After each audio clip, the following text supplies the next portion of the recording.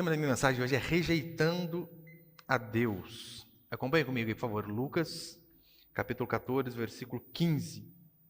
Vai assim: Ao ouvir isso, um dos que estavam com ele à mesa disse-lhe: Bem-aventurado aquele que comer pão no reino de Deus. Jesus, porém, lhes disse: Certo homem ofereceu um grande banquete e convidou muitas pessoas.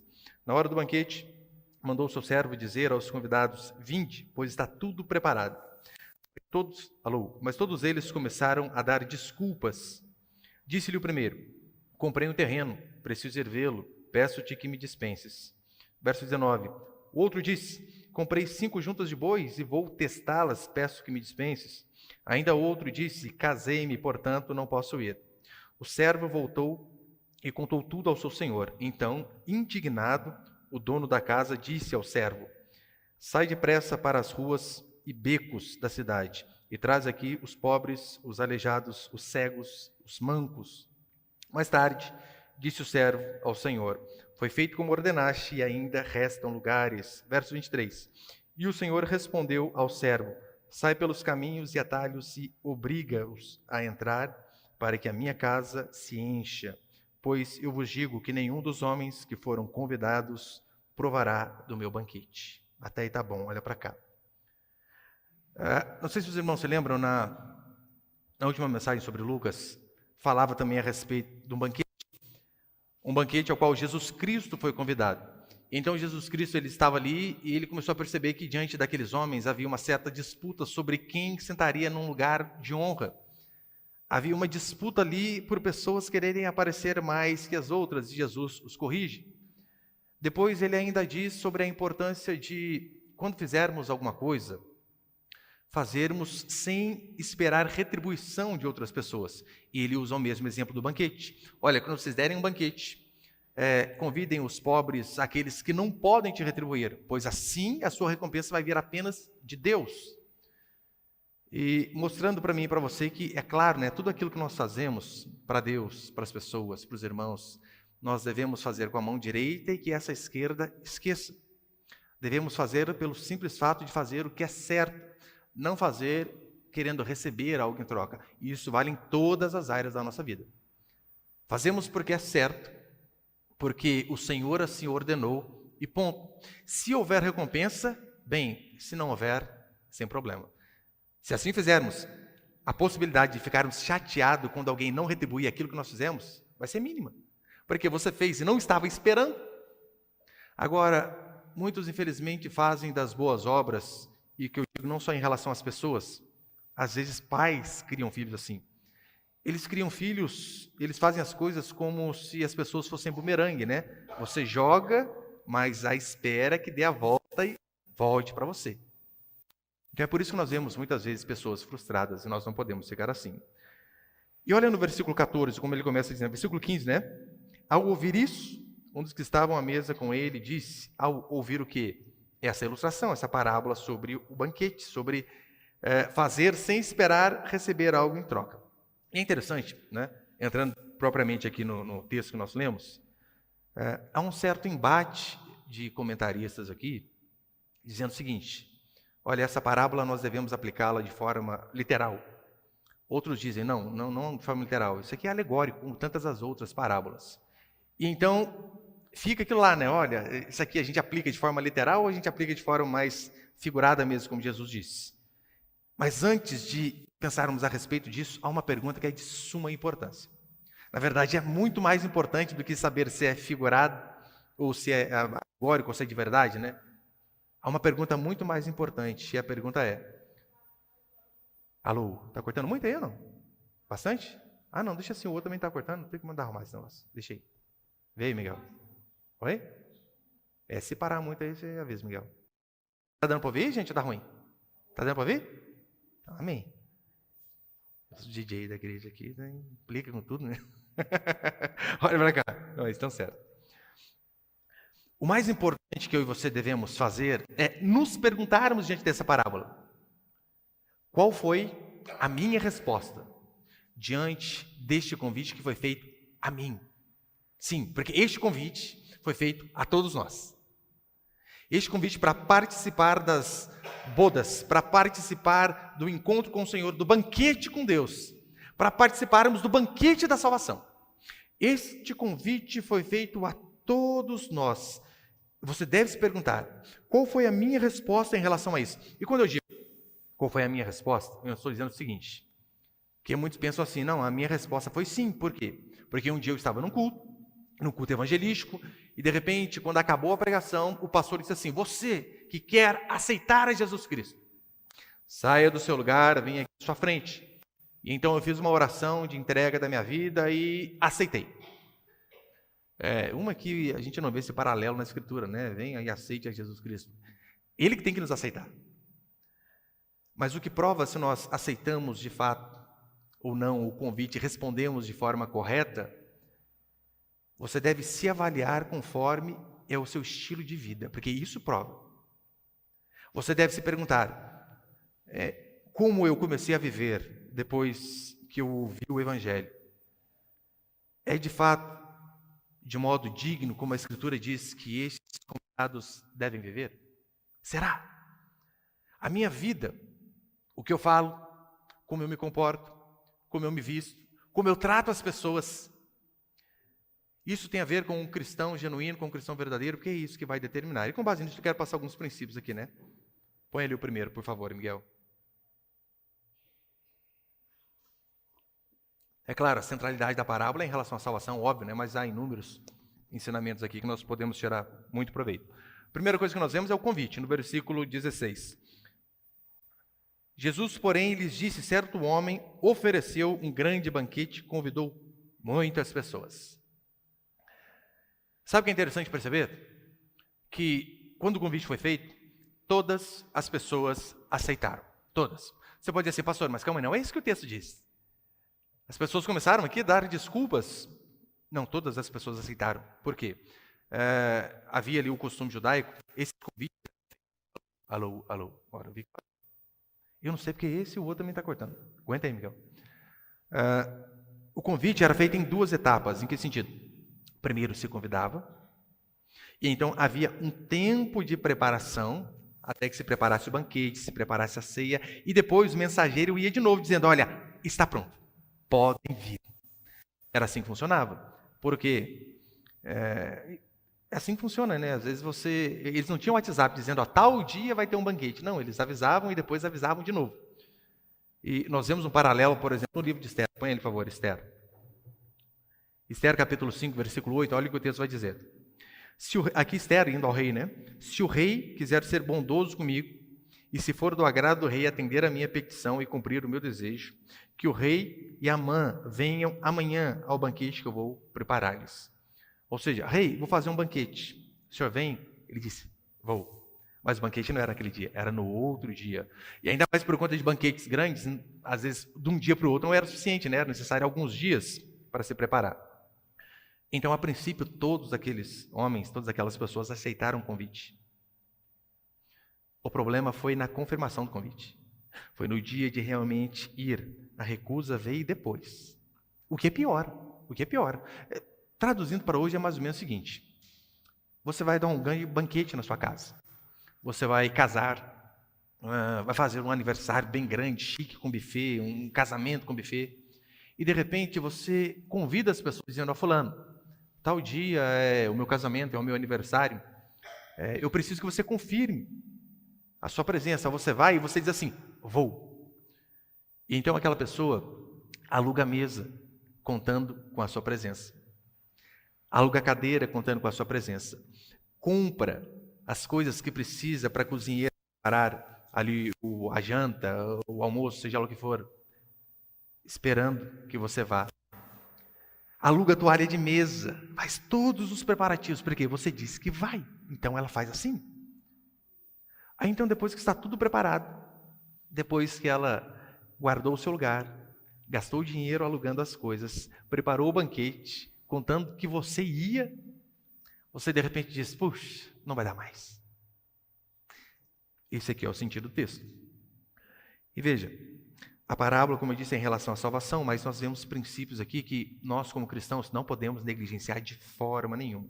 No versículo 18, assim, mas todos eles começaram a dar desculpas. Disseram que iriam e depois começaram a dar desculpas. E aqui já quebra de um princípio importantíssimo. Qual princípio é esse? Sermos homens e mulheres de palavra.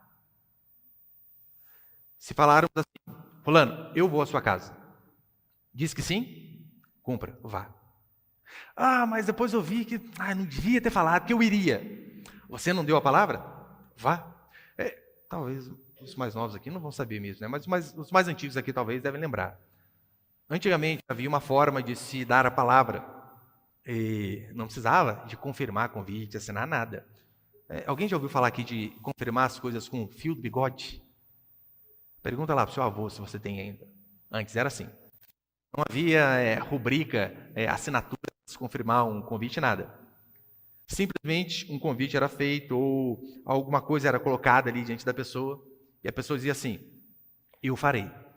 Qual a certeza que você me dá? Ela arrancava um fiozinho de bigode e colocava a mesa assim, ó. Essa é a certeza.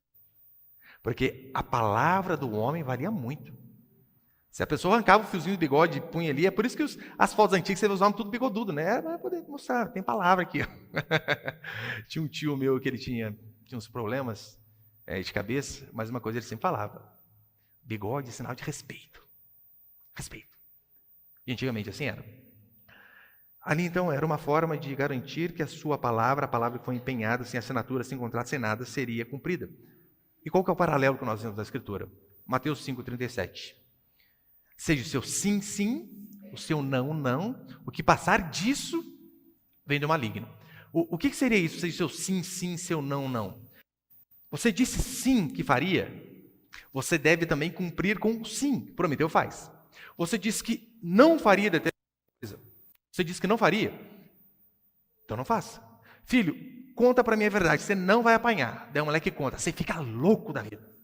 Vou te arrebentar. Não. Você não disse, conta que eu não bato? Então cumpra com a sua palavra. Sábado passado, a gente ficou alguns dias na semana, né, chovendo, nublado e um monte de coisa, e as irmãs do ano de casa sabem, né, as roupas vai mutuando lá no cesto. E aí minha esposa com o filhinho pequeno, com ponto, coisa, não dava para lavar. Daí, sábado, raiou a liberdade, o sol. Só que ela, há uns 4, 5 dias, ela tinha prometido que ela ia com o meu filho à feira. Meu filho, mãe, eu quero comprar fruta e quero pagar um pastel para a senhora. E eu lembro que criança não adianta, né? Falou que vai lembrar a mãe, claro que vai. Mãe, hoje é sábado, hein? Não esquece. E ela cheia de coisa para mim, falando assim, nossa, hoje tem sol, tem tanta coisa para fazer, agora que o Heitor ficou quieto, tem que trabalhar. Não, vai parar o que você está fazendo. Vai parar. Você não disse a ele que você ia? Vai ter que gastar um tempo agora. Perca aí meia hora, 40 minutos, mas cumpra aquilo que você disse. Porque se nós não cumprimos a nossa palavra nem com filhos, vamos cumprir com quem? Deu a palavra, cumpra. Ah, pastor, mas eu prometi que ia fazer algo, mas depois eu vi, puxa, aí que eu vou sair no prejuízo. Ia fazer um negócio lá, mas de repente, exemplo, né? Eu falei que ia vender o celular por 800, mas de repente eu dei uma pesquisadinha na internet, valorizou, está valendo R$1.200 o negócio. Qual foi a sua palavra? Mas eu vou sair perdendo. Perca. A nossa palavra vale mais. Prometeu que ia fazer um serviço, depois disse, cobrei barato. Cumpra a palavra. É assim que nós devemos fazer. É assim que eu e você devemos agir. Veja, o exemplo da parábola. As pessoas ali, elas começam a dar diversas desculpas. Para não cumprir aquilo que eles tinham falado. E em se tratando de um banquete, como era o caso aqui, mas foi uma ofensa enorme. Imagina, preparando tudo, dias talvez. E de repente, na hora que está tudo pronto, só para você ir comer, você diz, não dá, sinto muito, não vai dar para ir. Pastor, mas imprevistos acontecem? Sim. Imprevistos acontecem, às vezes, por exemplo, o pneu furou, você estava longe, aconteceu algum problema, não deu para... ficou doente. Isso é imprevisto. No caso deles era diferente. Era desculpa. Não devemos fazer isso. Seja seu sim, sim, seu não, não. E veja, põe o segundo ali, por favor. Segundo princípio, nós temos desculpas de pessoas como nós para não obedecer a Deus. Versículo 18, vai dizer assim: mas todos eles começaram a dar desculpas. Disse-lhe o primeiro: comprei um terreno, preciso ir vê-lo, peço que me dispenses. O outro disse: comprei 5 juntas de bois e vou testá-lo, peço que me dispense. Ainda outro disse: casei-me, portanto não posso ir. Primeiro que foram desculpas totalmente desonestas. Veja primeiro: comprei um campo, preciso ir vê-lo. Não, mas calma aí, você comprou sem ver, e depois que comprou você vai verificar as coisas? É assim que nós fazemos negócio? Você vai comprar um terreno, primeiro você vai, olha, verifica, vê a documentação, está tudo certo, depois você fecha negócio. Em relação aos bois, a mesma coisa.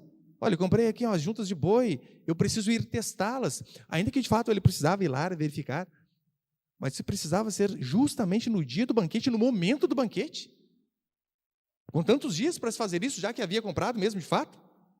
Agora, talvez o pior foi o do versículo 20, né, que diz assim: olha, eu casei, não posso ir. Esse daqui talvez pensou assim: eu ainda tenho uma desculpa mais honesta do que esses outros amigos aqui, sabe por quê? Havia uma lei no Antigo Testamento que, de fato, aparentemente ele poderia usar como desculpa, só que não funciona também. A lei é a seguinte, põe ali, Deuteronômio 24, 5. Quando um homem for recém-casado, não sairá à guerra, nem assumirá cargo público.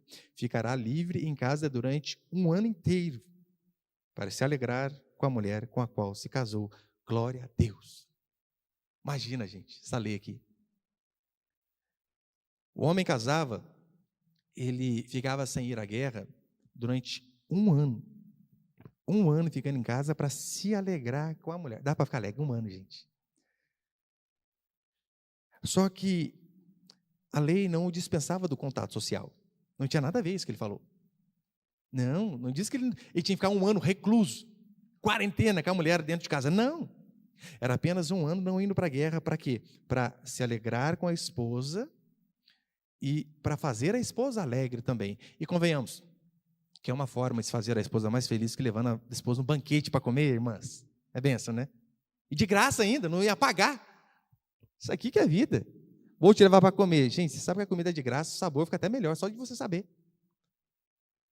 Não tinha como ele dar essa desculpa aqui. Só que veja, assim como muitas pessoas, essas pessoas davam desculpas para não comparecer àquele banquete ali da parábola, quantas vezes nós damos inúmeras desculpas para não fazer aquilo que Deus nos ordena? Se esquivar como esses homens aqui, é o que todos nós fazemos. Se formos honestos e sinceros, veremos que por vezes fazemos as mesmas coisas. Inúmeras desculpas para não se dobrar diante da vontade do Senhor. Inúmeras desculpas para não obedecer aquilo que Deus ordena.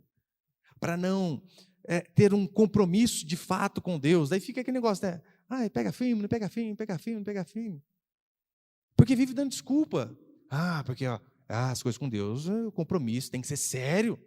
Quem falou que é brincadeira? Óbvio que é sério. Não podemos ficar dando desculpa. Quantas vezes já cheguei nas pessoas e disse assim: olha, fulano, tanto tempo na igreja, até hoje você não é batizado. Precisa. Pastor, batismo é uma coisa séria, né? Óbvio que é. Claro que é. Não, mas é uma decisão muito importante. Claro que é. Por isso você não pode ficar procrastinando, jogando para frente, não sabemos o dia de amanhã. Agora, quantas vezes a pessoa assim, que eu não sei se eu estou pronto ainda. Quando que você vai estar, criatura? Pronto para batizar? Fala para mim. Se você fala assim, pastor, hoje eu estou pronto, na santidade minha está top. Pronto, é aí que você não está mesmo. Batismo não é um sinal de perfeição, mas uma confissão de arrependimento. Uma confissão de que se é pecador. Quantos irmãos eu já disse, fulano, por que você nunca pensou em ajudar liderando um pequeno grupo? Fazer parte formativa da igreja? Pastor, eu não sei se eu estou preparado. É muita responsabilidade. Claro que é, por isso que precisa de homens. Se fosse uma coisa que não precisava ser responsável, colocava as crianças. Mas como é algo que necessita responsabilidade, e muita, é por isso que precisa de homens, mas as desculpas são as mais esfarrapadas possíveis. É igual Moisés. Lembra Moisés quando deu desculpa também? Deus disse assim, olha, Moisés, você vai à frente ali, você vai falar com o faraó, e você vai libertar o povo. O que ele disse? Ah, Senhor, eu sou pesado de língua, ou seja, eu não sei falar direito, não, Senhor. Tem uns que falam melhor aí. Passa para outro. Gideão fez a mesma coisa. Gideão, vai você, rapaz, vai para a batalha, você vai ajudar. Você vai ser o homem, o cara. Sabe o que Gideão disse? O texto diz assim, ai, Senhor, ainda reclamando ainda. Ai, Senhor, a minha tribo é a menor do meu povo. A minha família é a menor da minha tribo. Eu sou o menor da minha casa. Senhor, passa para outro. Desculpa. Daí a gente fica resistindo, né? Deus vai pesada na gente, a gente vai de uma vez. Mas não podemos ficar dando desculpas. Quantos de nós não damos as maiores desculpas simplesmente para não falar assim, ó, eis-me aqui, Senhor, faz em mim a tua vontade. E fica dando desculpa. Olha para você ver, Isaías capítulo 65, versículo 2, diz assim, o Senhor dizendo, eu estendi as mãos o dia todo a um povo rebelde que anda por um caminho que não é bom, seguindo os seus próprios pensamentos. Estendi as mãos o dia todo a um povo rebelde. Que é rebelde? Que não obedece. O Senhor vai chamar o seu próprio povo de dura cerviz, né? De cervical mesmo, que não se dobra. Quando uma pessoa ela não quer fazer algo, ela inventa desculpa para tudo. E se uma coisa que você temos que aprender a parar de fazer é dar desculpa.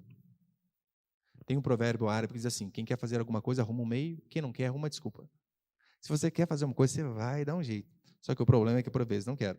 E é importante salientar também que é o seguinte, não esqueça, nem sempre as coisas que nos afastam de Deus são coisas ruins, pecaminosas.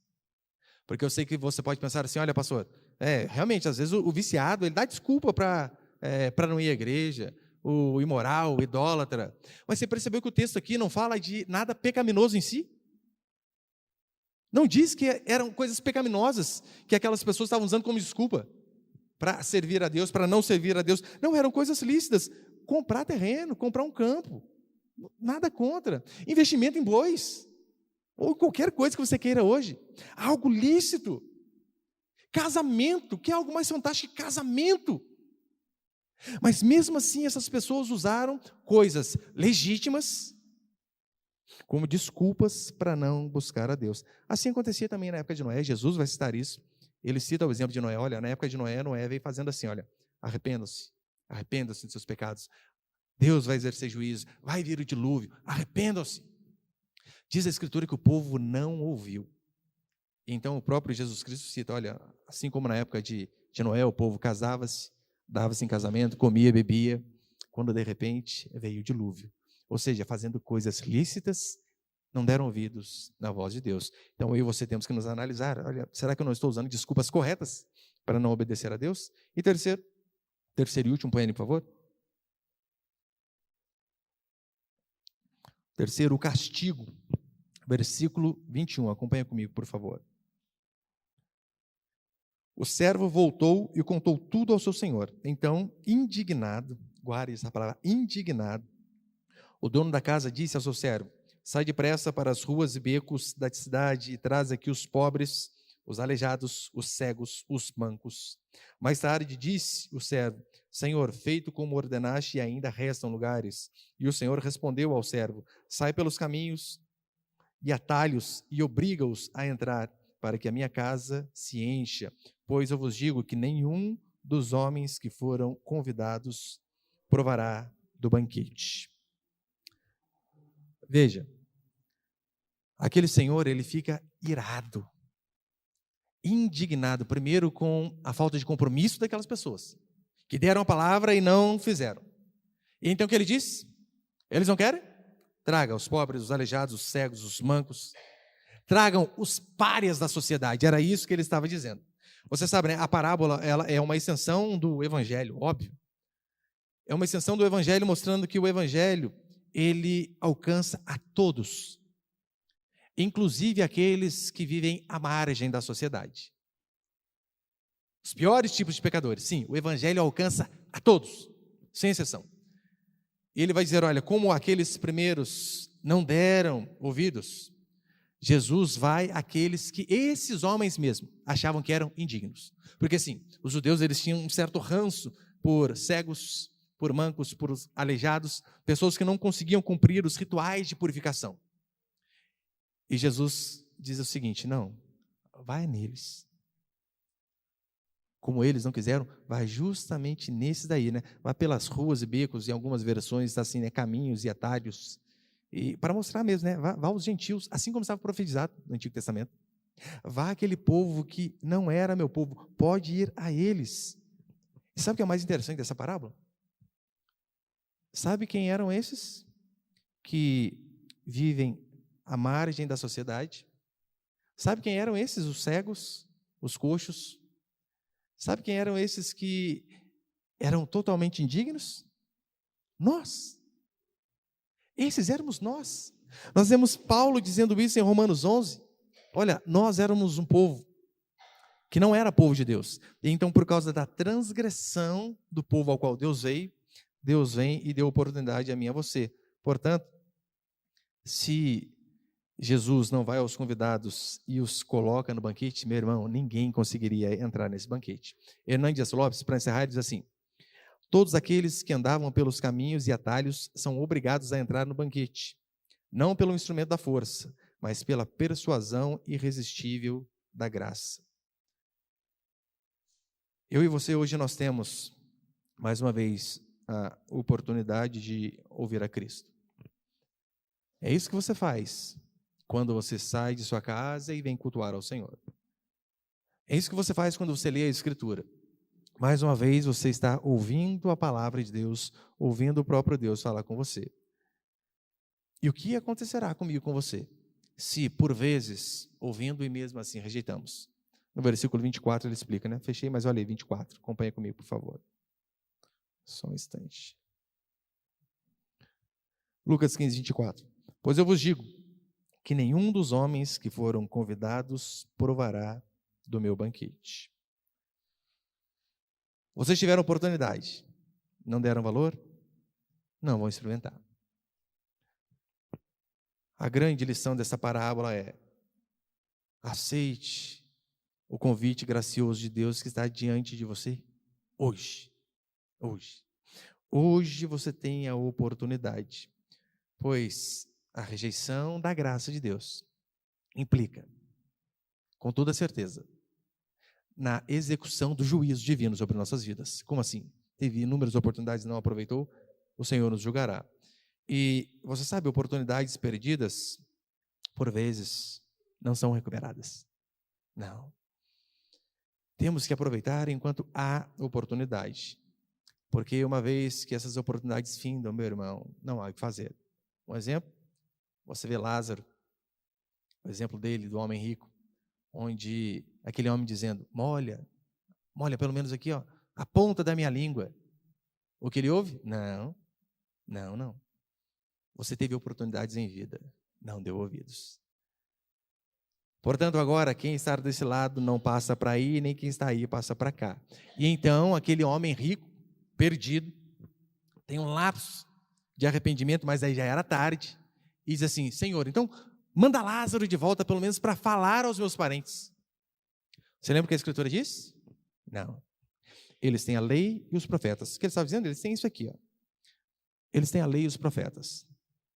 Nós temos o mesmo livro e a mesma oportunidade. E que eu e você venhamos, de fato, a temer, pois o anfitrião, ele não é enganado por nossas desculpas. Você percebeu que nenhuma dessas desculpas aqui colou? Mas estava ocupado demais. Nem as coisas lícitas podemos dar de desculpa. Portanto, o arrependimento é necessário na minha e na sua vida enquanto há tempo. Enquanto há tempo. Porque por vezes nós temos oportunidade, mas uma hora a porta fecha. Depois que fechou, não há o que esmurrar, não há o que se fazer.